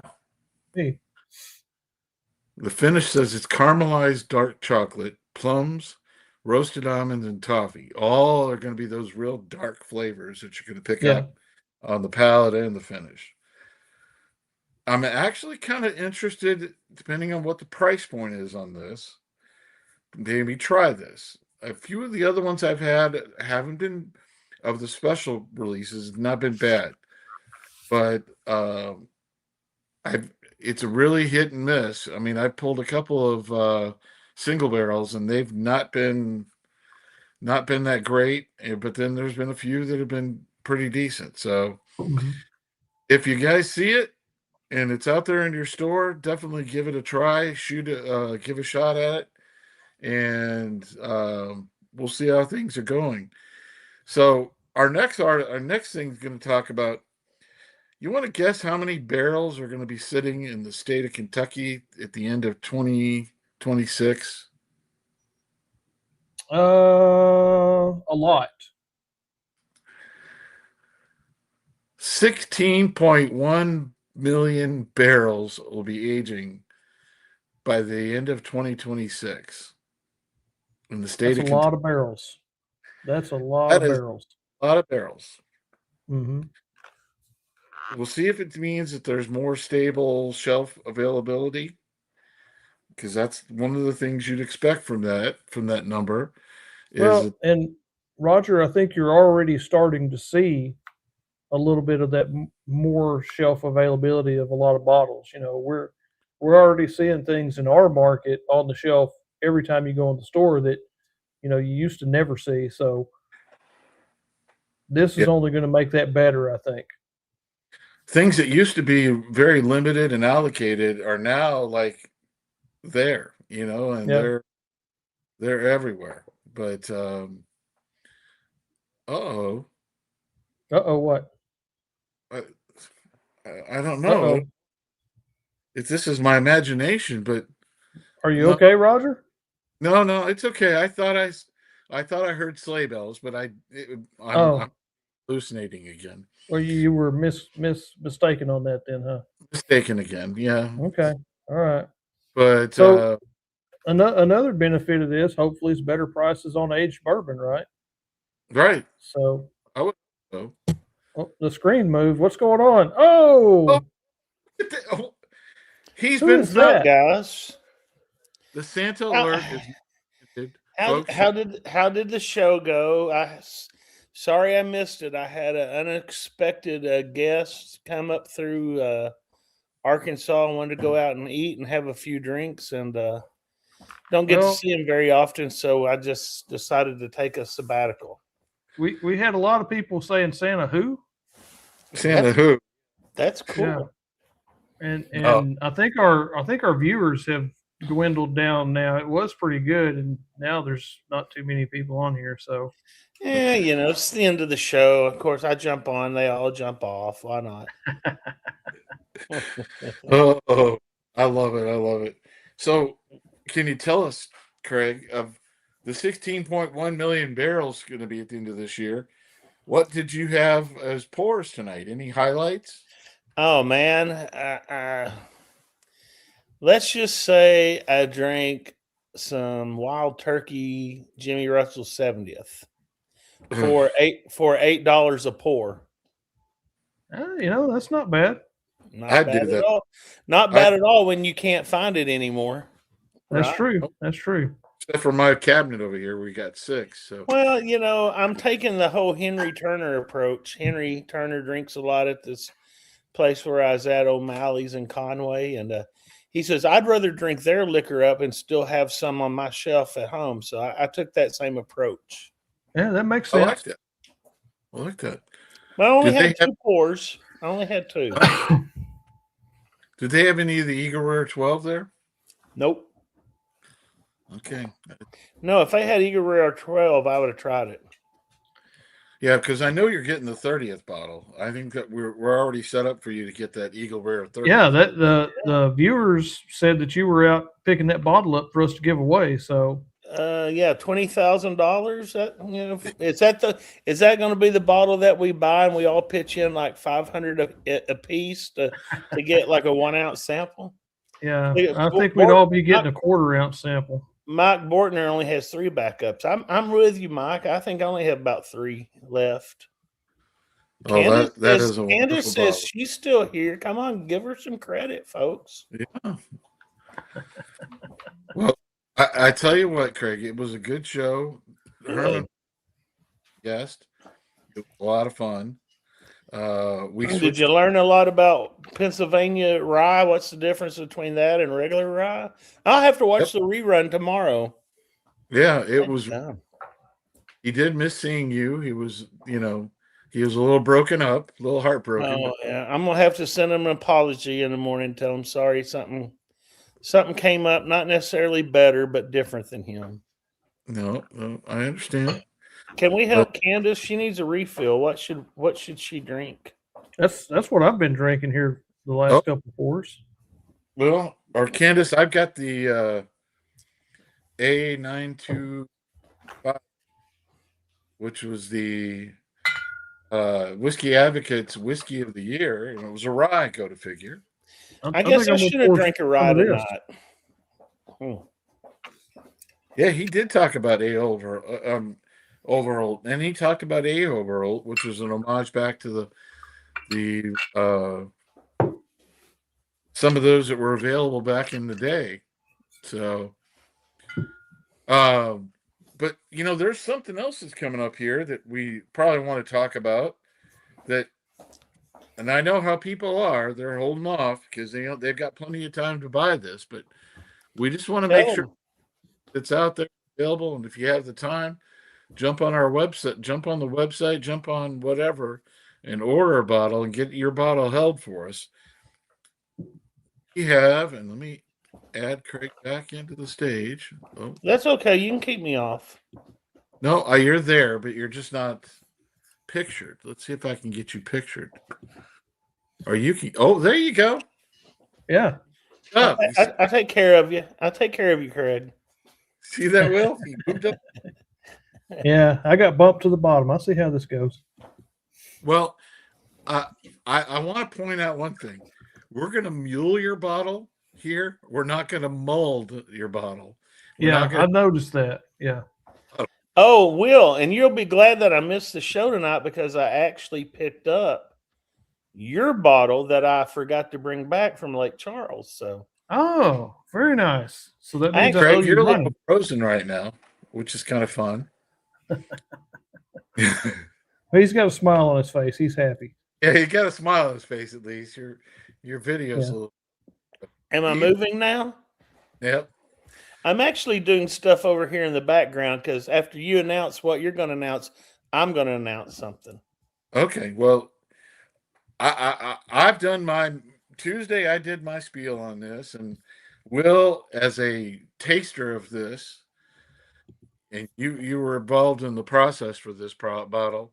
Mm-hmm. Just let the people.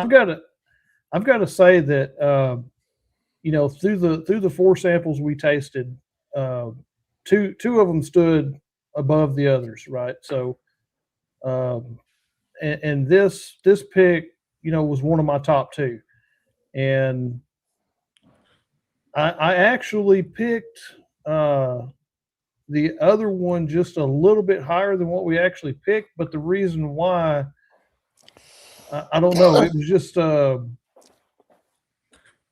there's more going on in this actual pick that what we selected than what there was in any of the rest of them. And on that particular day, that level of complexity was just kind of more than I could handle, I guess. But it was a very, very tough decision. And I mean, I was sitting here looking at it and I'm thinking, man, I've got to come up with something to win. I can't pick both of them, right? So the nose on this bottle is just phenomenal. There's so many different things you smell. And then when you actually take a sip of it and get that on the palate, there's a nice oiliness that comes from the pot still. All those flavors are still in there. And it's just a journey that you go on. To experience this is a lot of fun. So, I would have been happy with either of the top two picks on my list. And, this one in particular, I think really is going to be something special. It's going to be something that nobody's really done with Old Glory before. And I know there's a lot of other clubs and channels that are trying to get Old Glory picks going right now. And I think this one's probably going to be one of the exceptional out of any of those groups. So, Well, you're talking about how close it was for you personally. Yeah. But the way that we actually devised the plan is, and we went off of a point system. So there was like 5 or 6, six different criteria, and it was nose, palate, finish, whatever. It may have been close to you between your number 1 and number 2, but overall, when we took everybody's vote, compiled them together, at the end of the day, this thing won hands down. It wasn't even close. Yeah. To the number 2. And we all basically picked your number 2 was number 2 across the board as well. And the thing is, I agree with everything Will said. I mean, it stands out. It is, I don't want to say anything that would deter anybody from buying this, but if you do not like that earthiness, that might be the only reason that I would say, you might want to save your money, because it does. If you like wild turkey and that, what they call the funk, which we call the earthiness, it does have that from that pot still distillation.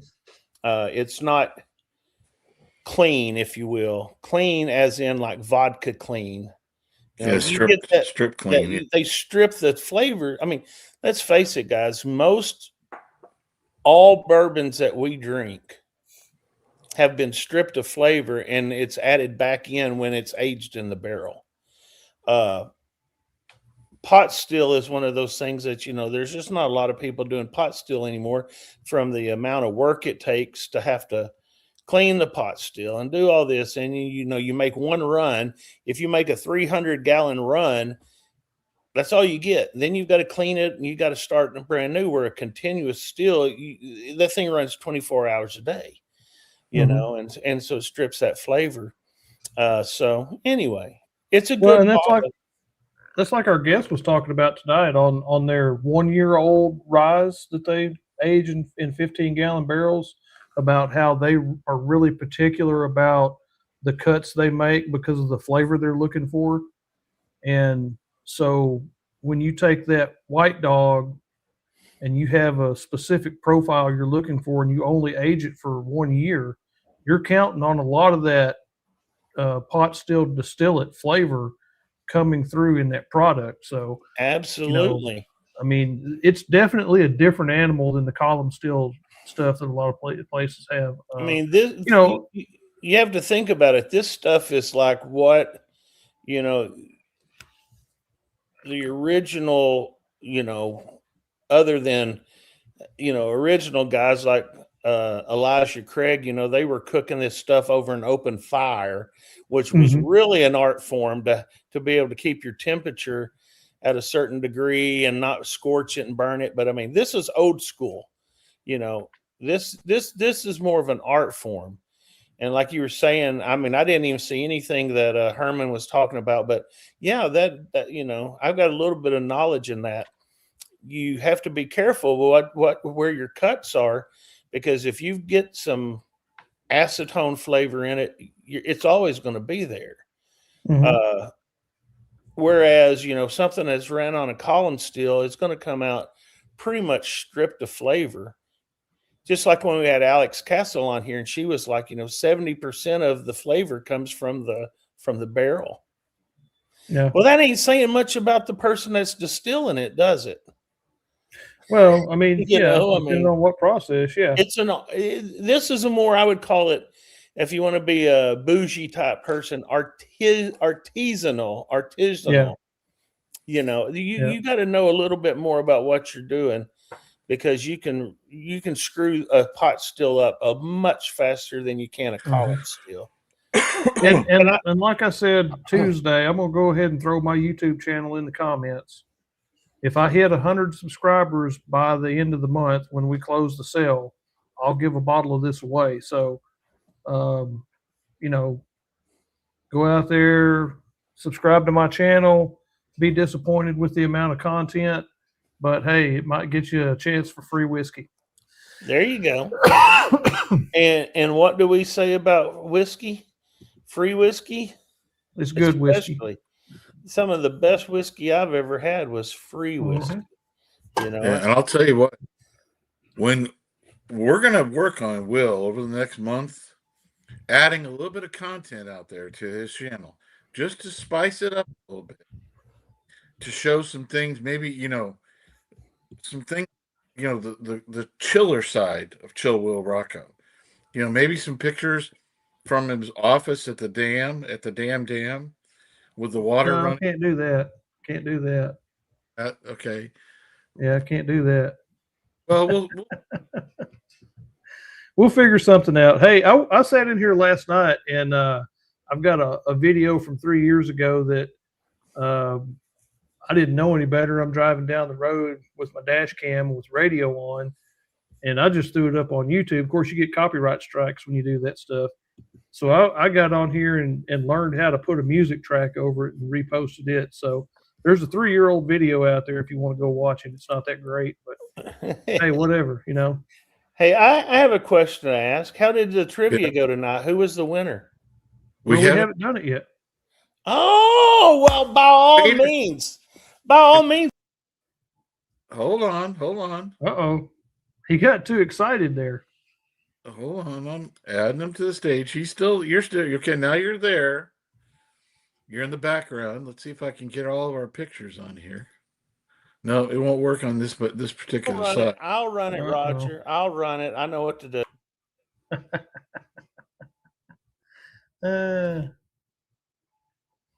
All right. Oh, wait, I'm way too big now. So y'all got a little preview of the question there for a moment. So let's see here. What can we do? They hid my question. There we go. Where are we at? I'm back. Oh, I'm back again. Hey, here we go. Everybody in the comments, let's get ready. The question's up. Which of these was a bootlegger slang term for whiskey during Prohibition? Was it A, brown, B, Jack, C, pinch, or was it none of the above? So which of these was a bootlegger slang term for whiskey during Prohibition? A, brown, B, Jack, or C, pinch, or is it none of these? So we got some answers coming in here in the comments. Let's see, Show Me the Proof says it's A, brown. Michael Bortner's going with C, pinch. Martin Cox saying it's Jack there. Got another vote for brown. Show Me the Proof. I know there's not a D, but I like to mix things up. So if you don't think it's any of these, say it's none of these like James Caldwell did. Let's see. Anybody else want to throw an answer out there? We'll give it just a little more time. So the Bourbon Legend says A. So is that Craig or is that Roger? Yeah. I don't know. So let's throw it out there. Let's go ahead and give everybody the answer. It is not none of the above. It is one of these three answers. If you answered Jack, you're incorrect. But if you answered brown, if you answered A, brown, you are correct. So everybody who said A, that is the correct answer. So next question, please. So George Remus was charged for what crime against his wife, Imogen? Was it A, embezzlement, B, murder, C, slander, or was it none of these? George Remus was charged for what crime against his wife, Imogen? Was it A, embezzlement, B, murder, C, slander, or none of the above? So let's see. We got people answering here. We got a C, B, B, B. So far, it looks like everybody thinks George murdered his wife. So what do we got here? Anybody else want to throw out an answer? James Caldwell says B. Got a lot of people going with murder. Either y'all are really smart or you're all wrong. One of the two. What about here? If you said B, murder, you are correct. You are correct tonight. So let's go on to the next question. All right, somebody told me I might have already done this one, but if you didn't watch the Tuesday show, then you won't even know that. So whiskey is the official state beverage of which state? Is it Alabama, Kentucky, Tennessee, or none of the above? So whiskey is the official state beverage of which state? Alabama, Kentucky, or Tennessee, or none of the above? Show me the proof says Tennessee. Imrod's going with Kentucky. Mike Bortner's going to Kentucky. James Caldwell says Tennessee. Jeff Castle's Kentucky. Anybody else? Anybody want to guess none of the above or Alabama? What do we got here? What do we got here? Anybody else want to throw out a guess? Roger Randall says C.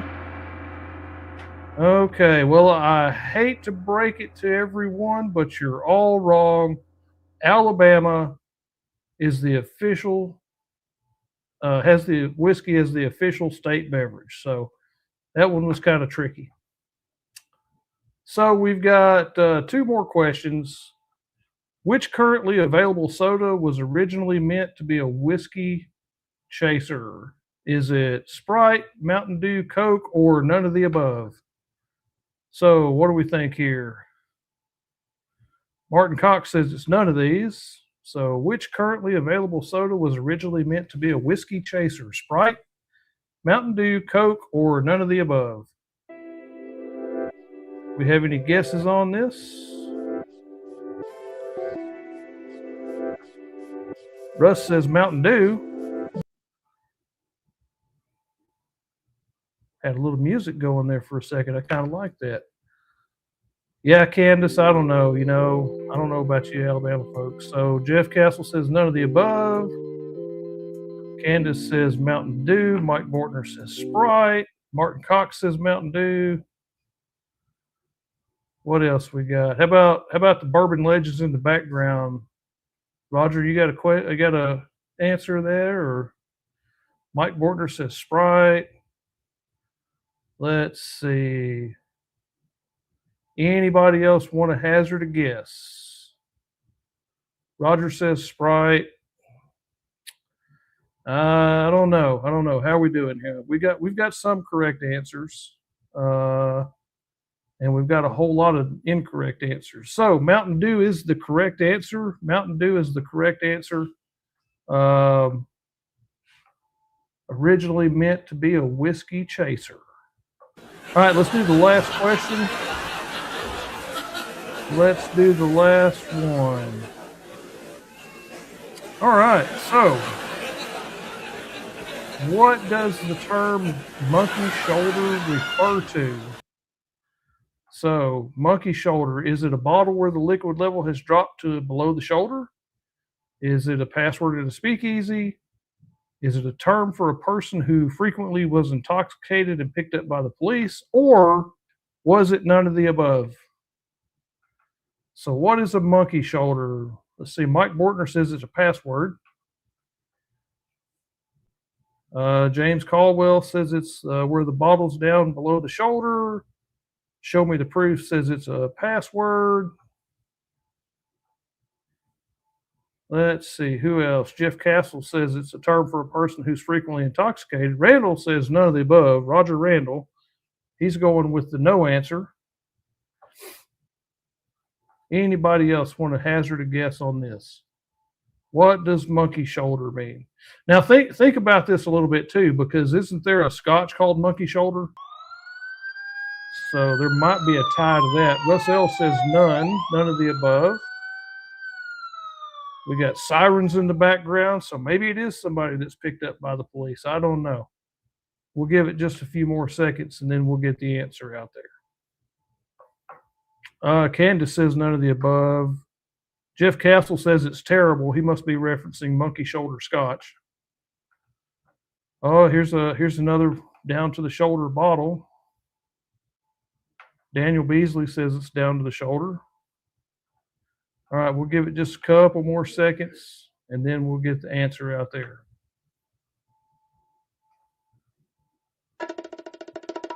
All right, here we go. So if you answered any of the questions or any of the answers on the screen, you're incorrect. It is actually none of the above.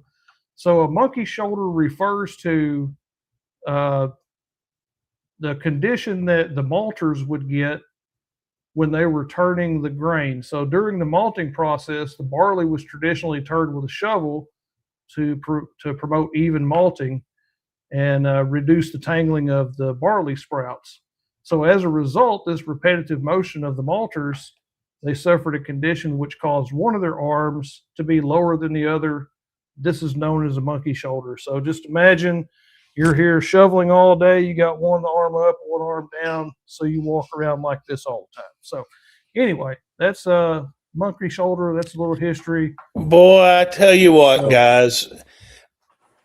Chill Will sends me these questions last night, but he didn't send me the answers to the last one. So I actually went and looked it up, and actually what I found was A.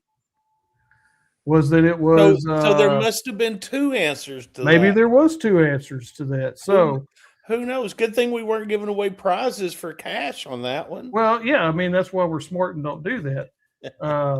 But since it's Chill Will Rocco's trivia, it's Chill Will Rocco's answers. So there we go. I like that. I like that. That's a fun time. The favorite part's the little graphic you got for it. I love that. You like the graphic.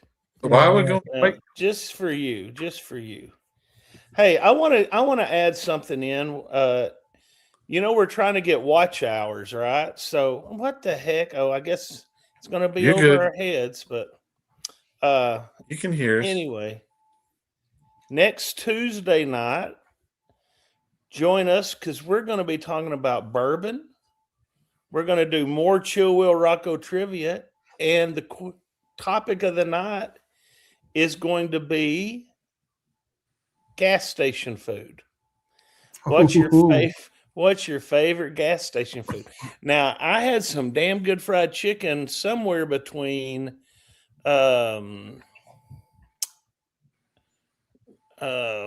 Old Piss, where Oxford and the interstate there, 55 South, at a gas station. It was real good. So that's what we're going to do next Tuesday. And then something near and dear to my heart, the following Tuesday, we're going to join up forces with T and Marty and everybody over at Life on the Patio, the Fortenberries. And we're going to throw us a Mardi Gras marathon. So, Fat Tuesday, I want to encourage everybody. You don't have to drink whiskey if you don't want to. That's what I drink when I'm in New Orleans. So whatever you want to drink, as long as you have some purple, green, and gold on, some beads, and you're ready to celebrate, because for us poor old Catholics, that's our last night to celebrate, then we have to repent for 40 days. So I'm going to have a blowout. That is February 17th. Mardi Gras Day. Can we drink hurricanes? You can drink hurricanes if you want. I mean, I'm drinking a hurricane. or a hand grenade. I don't know if you guys know what a hand grenade is, but I know the owner. Well, actually, knew both inventors of the hand grenade. Pam Fortner is still alive, and she actually created the hand grenade. Earl Bernard, he was the one that had the smarts to actually put it together. Or you can that kind of hurricane. I mean, that kind of hand grenade if you want. Yeah, I can hit that and finish that off. The hand grenade I was talking about comes from the tropical isle. They're located at 700. I believe it's 700 block of Toulouse and Bourbon. Hold on, I'll be right back. I'm gonna. Yeah, you got Roger hunting stuff now. I'm telling you, most places in the South have some sort of purple, green, and gold beads or whatever, like at Walmart. You can Oh, go to yeah. Walmart and find a little section if you need beads. Come over to my house. I've got like probably 4 tons up in my attic that I need to get rid of. So, and please, whatever you do, do not entice Roger or Will to actually flash for the beads, because we are actually trying to. No. Okay. No, see, That's probably I got not something you I want to see. got that button. No, I mean, no. If you want to do any flashing, it needs to be privately done, so we don't get demonetized, even though we're not monetized to begin with. But yeah, but we don't want anywho. to keep police after us, because God damn it, those folks just stick like glue. I mean, I will tell you a Mardi Gras story, and it was always a double standard in New Orleans. A woman could flash and get away with it, but if a guy flashed his privates, they would throw him in the paddy wagon. He didn't come out until Fat Tuesday or Ash Wednesday. But I actually do know a lady. She was from up in your part of the world there, Roger, up in St. Louis. Her code name, kind of like, mine is the Bourbon Santa. Hers was the Bead Mule. Okay. Her name was Judy. I'm not going to say her last name. Judy walked out of a bar and pulled that shirt up, and she got grabbed by the nape of the neck, pushed up against the wall, and went to jail for flashing her boobies. That's the only person I know that female-wise that flashed that ever got arrested. Mrs. Judy Meinenschweiger. Shouldn't have even said her last name, but I thought you weren't going to say that. You're going to have to try to edit that out of the live. Judy's not watching this show. I can. Oh, okay. Oh, I thought Judy's not alive. She got murdered. Look here, Candace is already getting on this.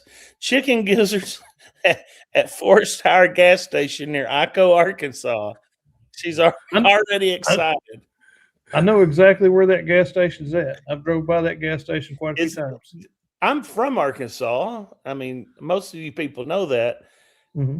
I don't know. Is it Ico? I don't know where. Yeah, Ico it's Ico. So Ico is between Sheridan and I-530 going to Little Rock. Yep. Okay. Yeah. So that means that Forest Tower gas station is the only thing in Ico. Pretty much, yeah.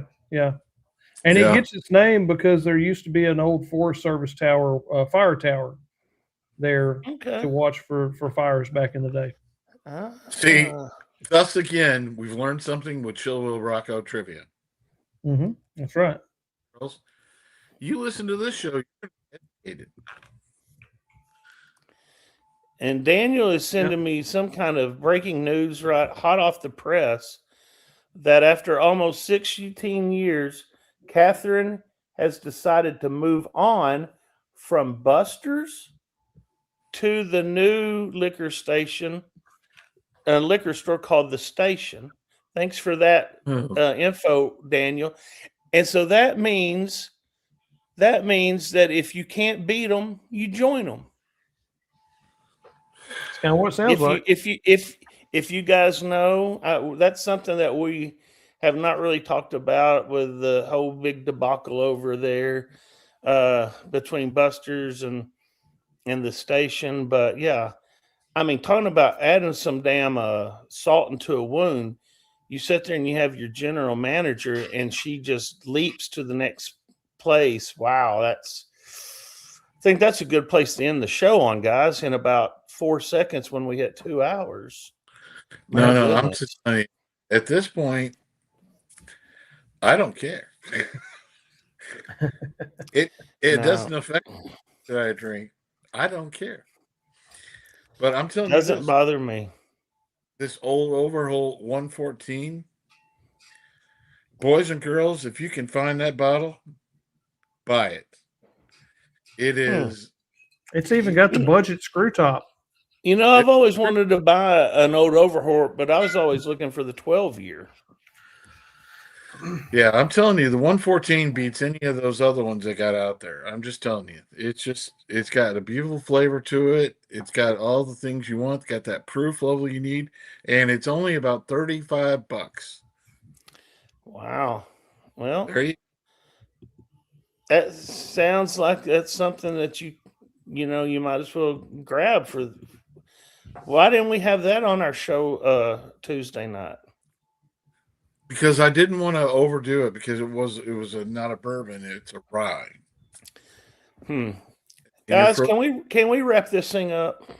Yeah, you bet. I want to say something. First of all, I want to say thank you both for having my back on tonight's show. I will be back next Thursday, barring some emergency, where we're going to have on Jared Gahuli. Well, these names worse than them both. But I met Jared at the Texas Whiskey Festival, and this guy has a master's degree in distilling. I kid you not. And he's a research and development master distiller for RD1 Spirits. Now, if you guys are geeks like me and you like to know the ins and outs of how every little thing works and how to build a mash bill and all this is one of these shows that you're not going to want to miss, because this guy is going to deep dive, and it's probably going to be all over our heads, but it's going to be a fun show. And guy's very entertaining, very knowledgeable, and very willing to share anything that he has. He even sent maybe us guys some samples that we can go over with him during the show. Right. Well, guys, anyway, I'm going to go ahead and jump off. We got surgery early in the morning, so yeah, I hope everything goes good with that. Yeah, get the wife's wing fixed up. So I'm going to go ahead and get out of here. Thanks, Will. Good to see you. Roger, good to see you. And I'm glad I got back to see all of you here on the Bourbon Legends Thursday Night Live. We'll see you next Tuesday. And until then, go out and be legendary. See you, folks. For the stories we've told of barrels and bottles and whiskey gold, from grain to glass, through fire and flame, every pore's got a legend's name.